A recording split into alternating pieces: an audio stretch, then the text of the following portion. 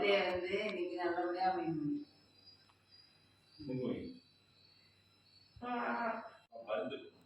Happy birthday.